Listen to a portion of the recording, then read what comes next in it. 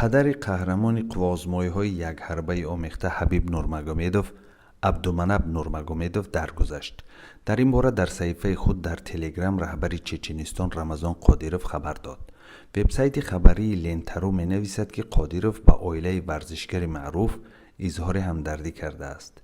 15 اپریل سال روان رسانه‌ها خبر دادند که پدر نورمگومدوف به یک بیمارخانه مخچقلعه پایتخت داغستان بستری شد و دیرتر بیماری او را التهابی شش گفتند.